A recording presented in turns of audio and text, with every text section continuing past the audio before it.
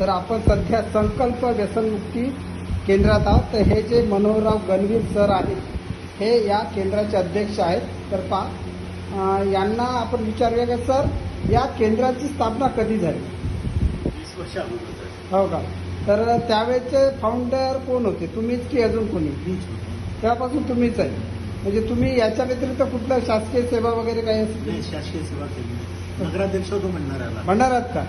आणि समाजकार्य तेव्हापासून.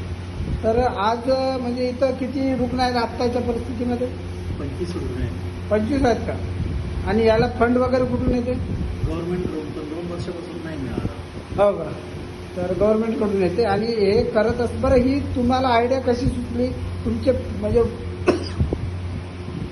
वडील वगैरे करत होते की कसं काय? नाही, इथे काय बेकारीचं प्रमाण जास्त होतं. मी नगराध्यक्ष असताना माझ्या लक्षात आलं की लोक वेगळ्या मार्गाने भटकत आहेत. त्यांना कुठेतरी केंद्रित केलं पाहिजे आणि व्यसनमुक्त केलं पाहिजे. आणि वृद्धांना देखील आपण पुढे सांभाळलं पाहिजे. म्हणून माझ्याकडे जी संस्था आहे महाबोधी एज्युकेशन संस्था यांच्या मार्फत मी हे सेंटर सुरू केलं. म्हणजे तुम्ही स्वयंप्रेरणेने हे कार्य सुरू केलं. म्हणजे महापुरुष वगैरे महात्मा फुले म्हणा, बाबासाहेब आंबेडकर म्हणा, यांची प्रेरणा असेलच तुम्हाला? यांची प्रेरणा नक्कीच. कारण कसं त्यांनी पण याच पद्धतीने सुरू केलं समाजकार्य. त्यांच्या प्रेरणेशिवाय आपण काहीच नाही करू शकत. तेच मेन आहे. बरोबर. त्यांच्यामुळेच एवढं सारं डेव्हलप. नाही भारताचं संविधान मी स्वतः सुद्धा याच्यावरून तर मला असं म्हणायचं आहे की बरं आपलं वय काय आता? 71 वर्ष. तर हा म्हणजे सर्व दर्शकांना माझी नम्र विनंती आहे की या ठिकाणी 71 वर्षामध्ये गणवीर सर या प्रकारची सेवा देत आहे.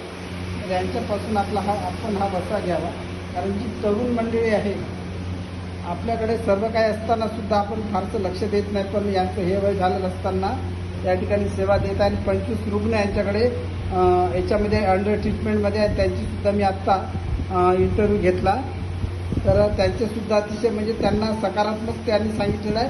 आणि त्यांच्या जीवनात सुद्धा सकारात्मक बदल घडेल. या अगोदर सुद्धा या ठिकाणी आलो होतो, त्यानंतर सुद्धा येत राहील. धन्यवाद.